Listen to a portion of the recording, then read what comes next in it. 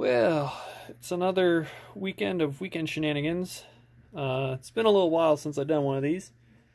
Life's been kind of hectic. Good kind of hectic, though. I was on a business trip, so I was out for a couple weeks. And then Nick and I went exploring, multiple exploring trips that took up whole weekends and saw a lot of cool mines. I got a new Kennedy, well, new to me, Kennedy machinist toolbox, which I'm slowly filling up and organizing. And also, the piano has been moved back, and a lot of the crap in here that is my father's is starting to go to his place. So I'm actually starting to get some space down here. Things are getting cleaned up, and work on the garage is continuing. More grading, stuff like that. Dealing with the city and permits, which feels like a mugging, but they let you reach in your own pocket, sort of dealio. But anyways, Datsun needs to get moving, and I'm getting sick and tired of it not having rear wheels, because that, yeah, those are kind of helpful to move it. So here I have one of the rear, I guess you'd call this a sway bar. Well, no, this wouldn't be a sway bar. This would be, it's just the rear suspension. These guys swing up and down. The wheel would be hanging off the end like this, and then this is in towards the vehicle. And these bushings here have to come out, and I've already burned them because there's rubber in them and stuff. And let's see if I got one here. This is what's going to go in there. Brand new polyurethane and a zinc plated steel bushing. But as you can see, the bushing that's in there needs to get out of there. So this is sort of the procedure on getting that. First thing I do, a little hacksaw here. Remove the forward pin so the blade will come off. Insert it on in there. Get in there, you. Put the pin back in, and I'm going to cut 2 slots in this, and you'll see why in a little bit. Well, hopefully it's picking this up, but you can see I cut 2 slots, and I didn't go all the way through because I don't want to nick or mar, well, too much, the inside, I guess, I don't know what you'd call it, the inside sleeve there where the bushing's going to go. So next, take this guy, which is a hardened steel chisel. I'm going to put it underneath there and basically chisel that whole section that's just been relieved. I'm going to knock that whole sucker out of there, and then this sleeve will just pop right out. And got to do the same for the other side. Get her cleaned up, get her painted, and then this sucker's ready to go back in the car. Please excuse the background noise. My washing machine is trying to kill itself. Anyways, as you can see here, so you take the chisel and you just sort of work down. And I guess I didn't cut through quite enough on this side. It figures as soon as you go to film it, it doesn't work. Otherwise, it would pull a nice curl, whereas this side's not letting go. So, but the one side is, and that's enough. So we'll get it knocked out of there. Well, got one of them out. God, that was a pain in the ass. These suckers are in there pretty good. One more to go. So, yep, let's get to her. This one got cut a little deeper. Hopefully that'll stop what happened last time. You can see it kind of chowdered the other side a little bit, but I'll sand that out. It'll buff out. Of course, me wailing on this thing, all my junk on the bench is raining down on the ground. Ooh, that's important. Okay, let's get this sucker out. I want to get these things painted today. Okay, see this here? That's how it's supposed to happen. You get a nice curl that just sort of works its way back, and then you take a socket, which in this case is a 22 mil, and just use that to tap the sucker out. So, yeah, I guess I got impatient, didn't cut the other side enough. Look at that. Come on, focus. Focus. A beautiful curl. Actually, I might be able to pull it off. Yes, just like that. That's how you do it, folks. And looking down, a nice strip has been removed, so this guy should tap out fairly easily. Here we go. Let's see if I can do this.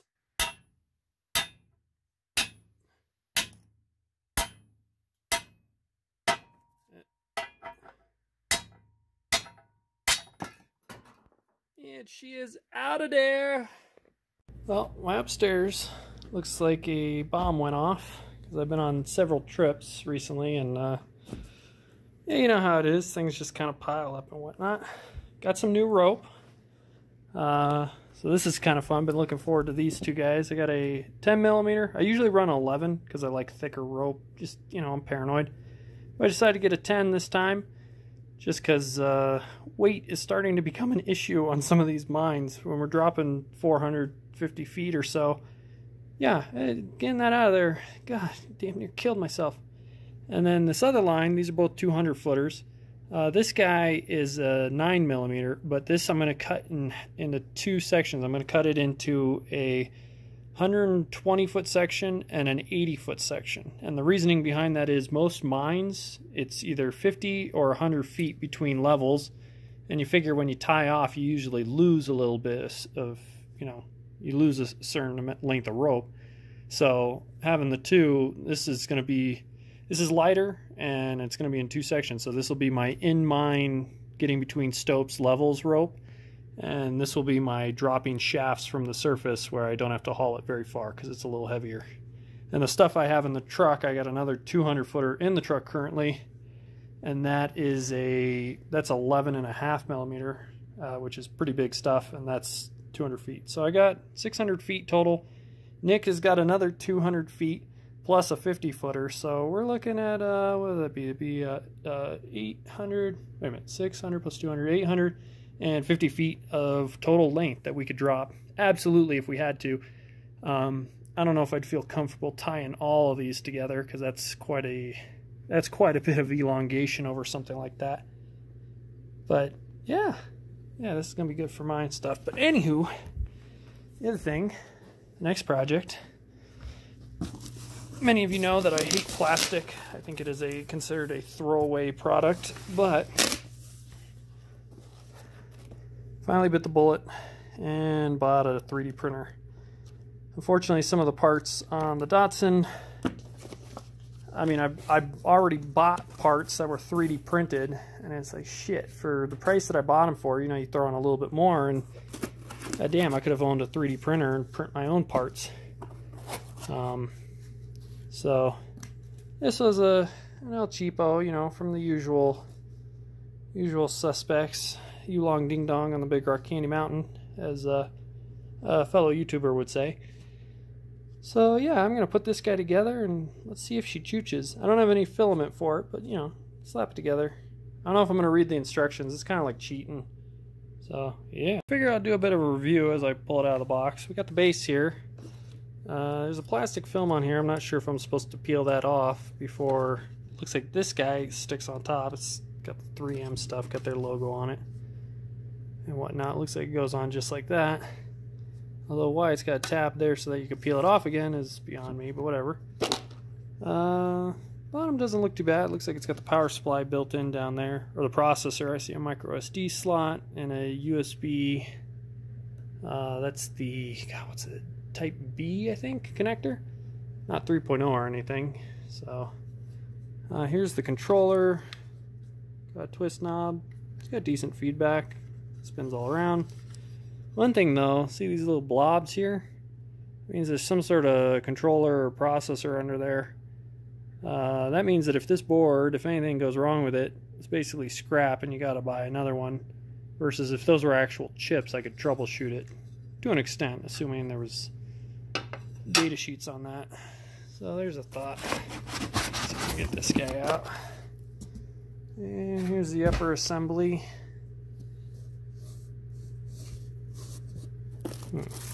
Oh wow, comes with a mouse pad.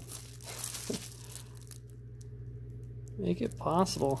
Oh, that's not one of those big old titty mouse pads. Those ones are the best. Anywho, got a couple things in here. It looks like it comes with a scraper, comes with extra, these are, the white tubing is for feeding in the filament, sort of the guide. I see a couple of cables in there. That blue sparkly one is probably the USB.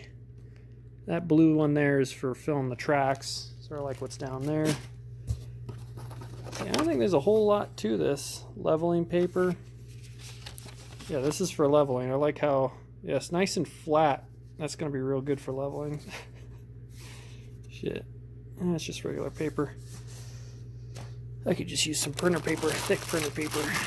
What have we got here? These are spools for holding These hold the spools. Looks like it comes with all the tools you need. Oh my goodness, it comes with a micro SD card. How many gigabits? I can't. 4 gigabytes. Oh boy. Well, that's probably enough to hold most projects. More screws in there. This is the PSU for the unit. It's good. I like that it's modular. And I actually happen to have a baggie on the table of these connectors. So should I have to replace this guy, I'm going to guess this is just a 12 volt. That could be, 24 volt. But I have 24 volt power supplies in case that thing goes. Not that I expect it will. These look like the feed motors for the filament. Yep, that's definitely what they appear to be. There's a 1. Come to pop up. There we go. And there's a 2. All stepper. Made in the Big Rock Candy Mountain. The real question is what grade of Chinesium was used in their construction? High grade or low grade? Let's see if I can get this guy out. Damn it. I don't want to torque this too much. There we go. And that's the whole shebang. This guy looks like it just screws into that, and Bob's your uncle. Yeah, let's see if we can get her together. Okay, well, so this is the first 3D printer I've ever owned, but it's not the first one I've ever built. Actually, it's not even the second. I've put together quite a few of these. Part of them in a club when I was at community college, and then a couple for friends and stuff like that. But anywho, a couple nice features that I'd like to point out that I recommend for anybody that's planning on getting into 3D printers. First off, limit switches. There's one right there, and there's another one right there. What a limit switch means is that all the parts that are moving, because keep in mind, the computer doesn't know where these guys are. I mean, it knows when you turn it on and calibrate it, but if you cycle power or something goes wrong, it skips a step on the steppers or something due to high load, it doesn't know where they are, and it will slam them into things, and that'll break teeth off and belts and stuff. So a limit switch is just an added level of safety that, I mean, it costs like a couple bucks to throw them in. It's almost nothing to program them. So if you can get a 3D printer, if it doesn't at least have limit switches, it's probably a real piece of junk. The other thing that's kind of nice about this, I was looking at these. Okay, I don't know if you could see in there, there's a little switch. It's got 2 holes, a little connector, and it's just a switch really. But that screws onto this guy here, which is the filament feed. And goes like that, and the filament feeds down in the top and then into this, and then this goes off to the extruder. But what this means is that, let's say you run out of filament in the middle of a print. You know, some of these prints take a long time. You're not going to be sitting there watching it, at least not after you get used to it and the thrill of the machine is gone.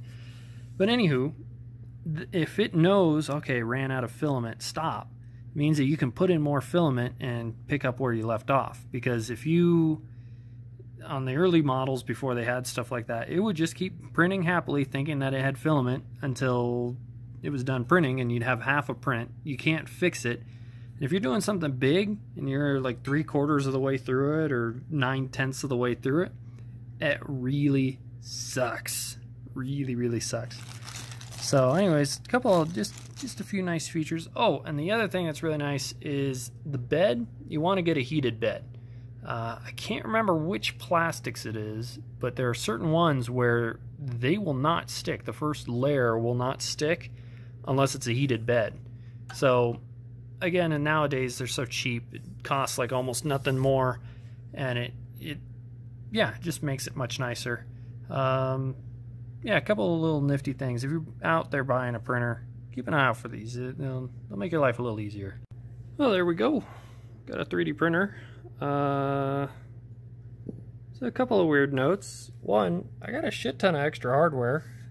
I'm gonna guess this is probably a generic kit, so they throw in a whole bunch of extra stuff that you might not actually need. Yeah, I mean, it all went together.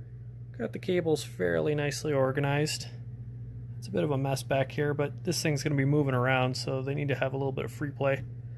Gotta nip off all the ends there that are sticking off, and then, yeah, came with a little bit of PLA. We got black and purple. So I think I might fire this guy up and try a test print. I think there is a test print on the actual SD card that this thing comes with. And so, yeah, I'll give that a go. I have to level the bed first, but that'll only take a second. It's alive! Display's pretty bright, but there you go. Now we've got temperature, I guess that's Celsius. MX, FR, speed, SD, let's see here. Oh, it's got a question mark for Z.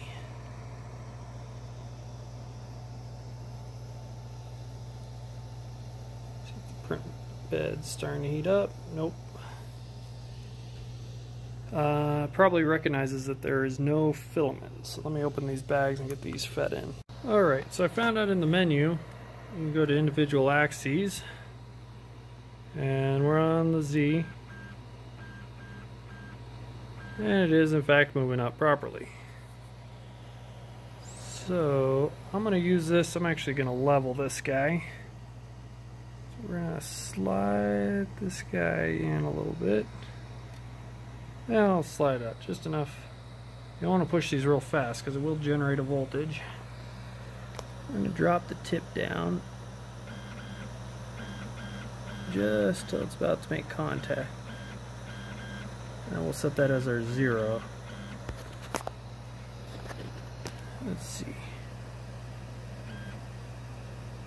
Bed is level, bed is hot, tip is hot. We got a little bit of extruder material feeding through. If it ever makes its way down to the bottom, can't really see it through this stuff very well. But anyway, I think it's making its way down. And we'll try a test print. I think there's something on the SD card that comes with it, so we'll see once I get stuff to the tip.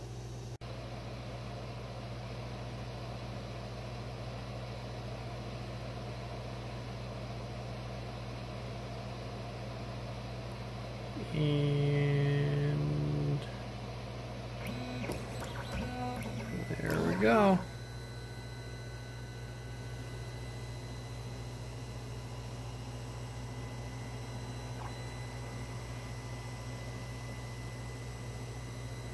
Holy shit, how big of a thing is it making?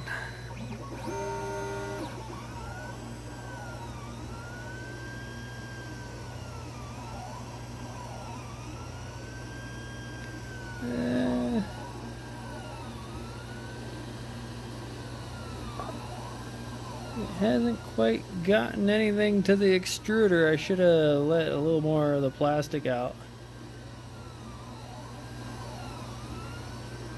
Oh, she's starting to spit something out.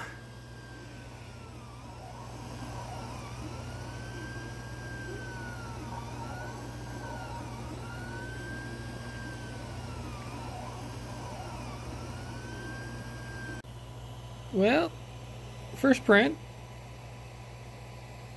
Yeah, not quite what it was supposed to be. A couple things to note. Whatever's on this bed, I think I'm supposed to peel it off, because yeah, this stuff is not sticking for shit, and that's causing one of the problems. The other problem is the flow of the plastic out of the tip is way too, it's being way too gentle. It's not coming out, as you can see by all the bald spots. So it started coming out pretty decently in the end, but yeah, I think I need to put something down on top of this bed. Luckily, since it didn't stick, it makes it real easy to peel it off, although the bed's about 168 degrees, so you gotta be kind of careful with it.